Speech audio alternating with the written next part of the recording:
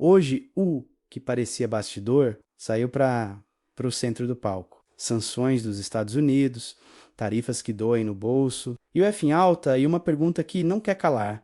Quem vai pagar a conta política e econômica dessas decisões? Fique até o fim, porque você vai ouvir falas diretas de nomes que estão mexendo no tabuleiro neste exato momento. Vamos começar. O foco recai sobre Alexandre de Moraes e sobre o impacto das pressões externas no nosso jogo interno.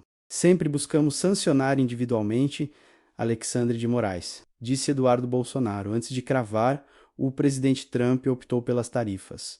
Você acha exagero? Ou isso explica por que a tensão Brasil e o A se transformou em problema real para o seu bolso e para 2026? Nas últimas semanas, a crise institucional entre Brasília e Washington escalou de um jeito que poucos previram e que agora parece impossível de ignorar. O foco está num nome que dominou o noticiário político e jurídico, Alexandre de Moraes. Enquanto o governo brasileiro tenta conter danos, vieram do exterior movimentos duros que atingem diretamente o ministro do STF e o seu entorno. Do outro lado, parlamentares brasileiros passaram a tratar o tema como prova de que a situação fugiu ao controle. Em paralelo, medidas econômicas dos Estados Unidos da América, calibradas sob o discurso de defesa de valores e interesses, colocaram pressão extra sobre a economia brasileira e acenderam debates no Congresso sobre soberania, abusos e limites de atuação entre os poderes. Nesse ambiente tenso, emergiram pronunciamentos em cadeia que ajudam a entender o tamanho do atrito. Em uma fala gravada e difundida nas redes, Eduardo Bolsonaro cravou que sempre buscamos sancionar individualmente o Alexandre de Moraes e todos aqueles que se prestavam a ser os seus cúmplices, e emendou que, apesar da preferência por sanções pessoais, o presidente Trump optou pelas tarifas. A frase não ficou isolada. Ele desenhou um roteiro em que, se o atual cenário institucional no Brasil permanecer, vamos chegar numa eleição de 2026, com a direita sendo varrida no tapetão, a começar pelo presidente Bolsonaro, ligando as decisões judiciais a um suposto cerco eleitoral. O tom é de alerta e confrontação. E a narrativa ganhou combustível com outra peça-chave, a ofensiva jurídica movida por plataformas sediadas nos Estados Unidos da América contra decisões de Moraes no Brasil, pedindo que cortes norte-americanas considerem ilegais ordens de remoção de conteúdo e bloqueios direcionados a perfis conservadores. Conforme essas peças avançaram, as reações vieram em bloco, gabinetes em Brasília acionaram dispositivos formais, presidentes de tribunais pautaram manifestações e ministros de Estado buscaram reduzir o impacto diplomático. Só que, na prática, o efeito foi o contrário. A história saiu do bastidor e entrou de vez no fronte da política. Agora, o dinheiro, a decisão que mexeu no IOF virou símbolo. Quando uma canetada vale bilhões, quem controla a fronteira entre justiça e política tributária?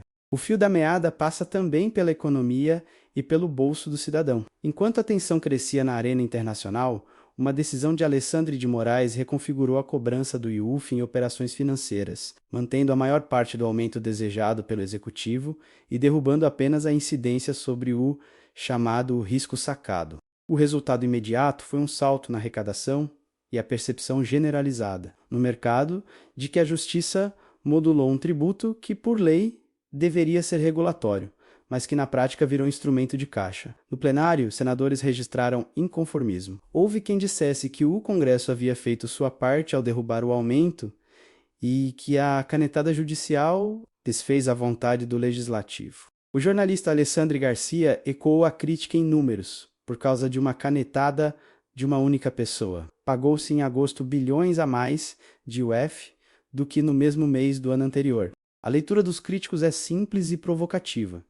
Quando a corte interfere em decisões tributárias com efeito arrecadatório, ela pisa no terreno político por definição e, ao fazer isso em meio a uma crise de confiança entre Brasil e Estados Unidos da América, ajuda a formar a imagem de um país onde regras mudam no varejo por decisão monocrática. Defensores da decisão, por sua vez, dizem que o STF atuou para impedir desorganização institucional, mediando um impasse entre Executivo e Congresso em torno de competência constitucional. O ponto, porém, é outro no imaginário de parte expressiva do público. A fotografia que ficou foi a de um judiciário hyper, poderoso e pouco permeável a freios. E é nesse caldo que as manifestações de parlamentares ganharam mais atenção, inclusive, com a defesa de uma anistia política ampla a fatos desde 2019, sob o argumento de pacificar o país e evitar que decisões judiciais produzam inelegibilidades. Insere até 2026. A fala de Eduardo Bolsonaro foi explícita. Se chegarmos em 2026 com esse cenário, muitos países não irão reconhecer a eleição brasileira. Exagero ou premonição? A frase colou porque conversa com algo real. As medidas unilaterais do governo dos Estados Unidos da América, que já mexeram com tarifas e sancionaram atores específicos e abre espaço para uma história ainda mais dramática, de um processo eleitoral sob desconfiança externa. Entram os tribunais estrangeiros na história e a narrativa ganha um novo capítulo com efeitos que podem sair da tela e bater no seu aplicativo favorito. Se o ambiente institucional já estava em brasa, os lances mais recentes adicionaram combustível. Entrou em cena a notícia de que uma ação apresentada por uma plataforma de vídeos e por uma companhia controlada pelo ex-presidente Donald Trump, nos Estados Unidos da América, contra decisões de Moraes, foi oficialmente remetida em Brasília para a manifestação da Procuradora-Geral da República. É um gesto processual, mas com um significado político evidente. Coloca o Ministério Público brasileiro diante de um caso que cruza jurisdições e põe em xeque ordens do STF que atingem empresas e usuários fora do Brasil. O detalhe que apimenta a história é a retórica de analistas influentes no campo conservador, sugerindo que as sanções americanas não ficarão apenas no papel, mas podem atingir serviços digitais de alto uso. Um comentarista cravou, em tom profético, que ainda vai noticiar que a conta do iCloud de Alexandre foi cancelada, que a conta do WhatsApp do Alexandre vai ser cancelada e seguiu com a imagem de um tijolão como o único celular possível. É claro que, no imediato, isso opera mais no plano do símbolo, mas símbolo importa, e muito. Quando o jogo é político, do lado governista, a resposta é acusar lawfare vindo de fora, denunciar agressões à soberania e insistir que decisões judiciais brasileiras não podem ser revisadas por potências estrangeiras, mas o noticiário dos últimos dias mostrou que o impacto é concreto.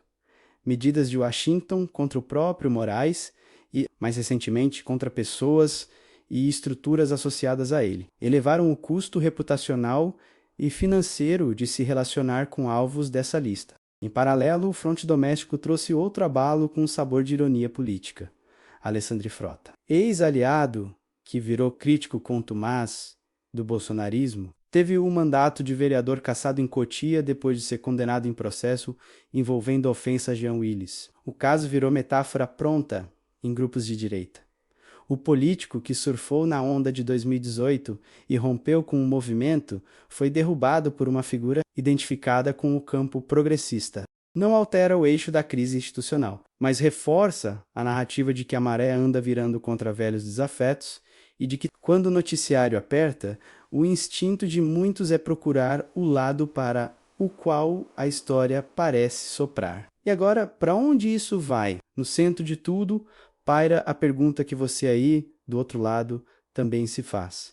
Para onde isso vai? De um lado, há a pressão americana com tarifas punitivas de impacto político inegável e com sanções pessoais que, queiram ou não, têm efeitos práticos sobre viagens, contas e relacionamentos financeiros com empresas de tecnologia e bancos expostos ao sistema dos Estados Unidos da América. De outro, há um STF que, pressionado e sob fogo cruzado, demonstra disposição para sustentar decisões que considera necessárias diante do risco de desordem, mesmo que isso mantenha acesa a acusação de judicialização da política. No meio, o Congresso fareja oportunidade.